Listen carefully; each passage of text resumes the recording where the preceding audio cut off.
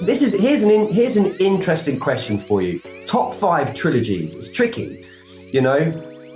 I think you've got to have back. Listen, we've not got enough time to do it, but.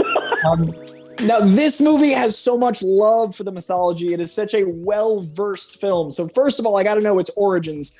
Daniel, you were attached and then made a movie that a lot of people thought was a sneaky Venom backstory movie, also for Sony, called Life. And it's one of my favorite space horror movies. Did those conversations lead to this movie? Because it seemed to tie in beautifully. No, no, sorry, man. You know, I just wish they were. I mean, when the rumors started happening, I thought it was like, I thought it was great because I always wanted to do a Marvel movie. So I was kind of like teasing with that kind of that rumor to just build it up, and so I could get a job. You know, like I want a job. You know, like. So it inadvertently worked, just not as directly as I thought it might have. Exactly. Now, Adria, you've worked with a ton of fantastic ensemble casts, whether it's 600 Round or, that incredible Triple Frontier movie. What do you prefer as an actress for your process? Building a rapport with an ensemble or something that's really foundational and singular like this film?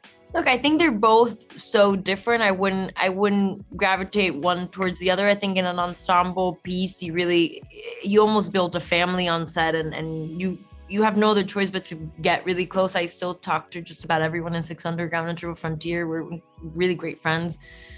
So there's something of traveling with an ensemble cast that is really special, but there's also something really rewarding of doing more of a singular piece. I think the communication with the director and the material is a lot more specific and a lot more story driven. And I think it's a little bit more rewarding as an actor. I think you go home, you're like, I actually acted and I actually did something, you know what I mean? And meaning every day that I would show up on set, I was challenged and I was pushing myself to be the better version of myself. Sometimes in an ensemble, like you could hide if you wanted to. Not every day is your day. It might be someone else's scene and you sort of complement it.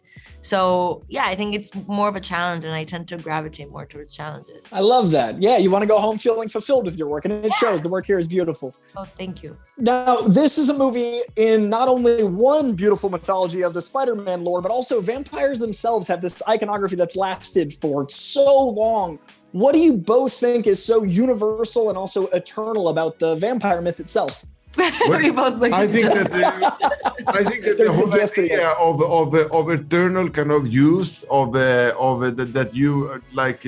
The thing with those creatures is that they are empowered because they can choose themselves of how long they will last. The idea of us walking into an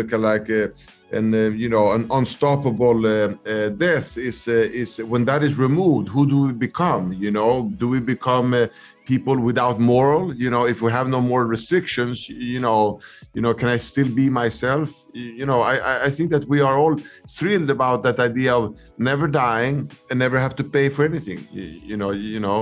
I would like to live forever. What? I would, man. You would? No, but it just changes sort of everything. Yeah. I feel like this is a deeper conversation Maybe. we're gonna have. Sorry. But I would welcome to it. What are your thoughts on both living forever, but also why the mythology speaks to so many people?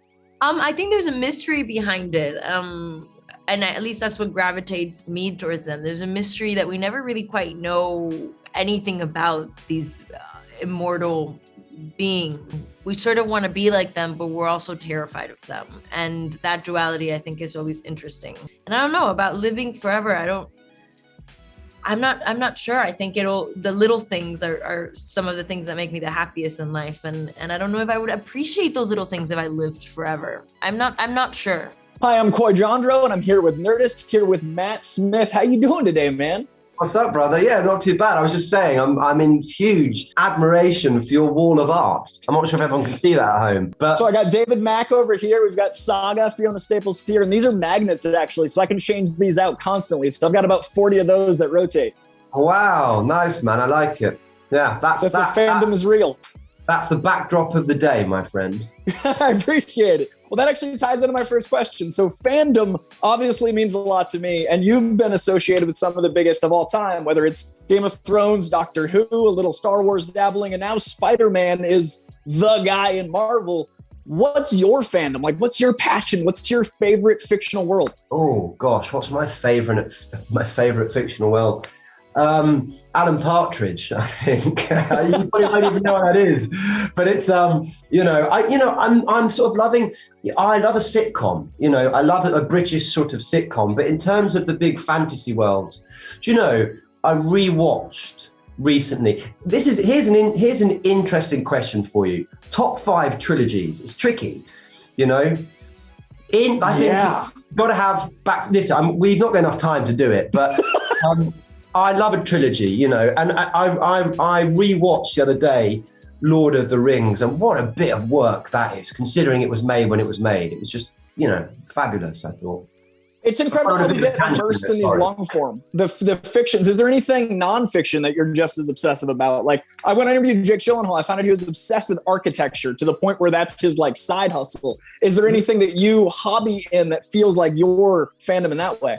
Football, which is a bit what we call soccer. Yeah, football. I'm a huge football fan. It's a religious experience for me. That every Saturday, I love it. And when my team lose, I'm really grumpy. I'm really grumpy. The stuff that shapes your life is so important to how the roles come across. So it's interesting which things are those passions. Now, I also heard that your drama teacher in high school, Mr. Hardingham, you credit with saving your life, and that's something that's that's something that's kept you going since. Curious. Is there anything Mr. Hardingham taught you back then that you've kept up to today and you've done Morbius? Oh, God, yeah, so many things. I mean, he really sort of introduced me into the world of acting. And what he did, which was so extraordinary, is he gave me the confidence. I mean, he put me in a play and I didn't turn up.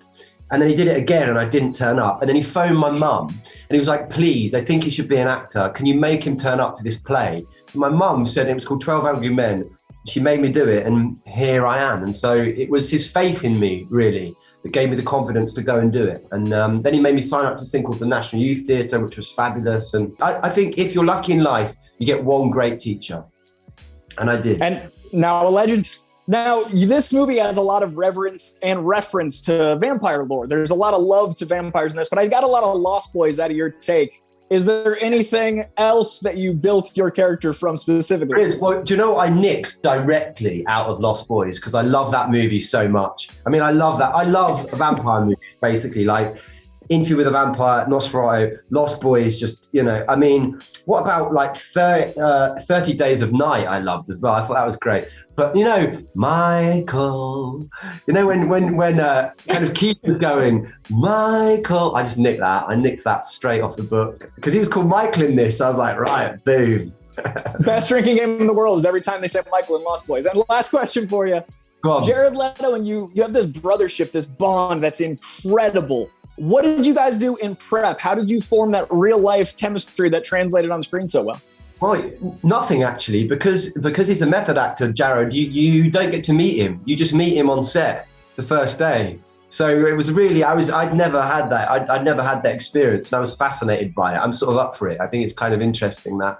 So it's just, it is what it is. You sort of better hope that you've done enough prep to turn up and, feel brotherly, as it were. Thank you so much for your time, man. I really appreciate it. And I love the dedication to football still to this day. That makes me happy. Thank you, brother.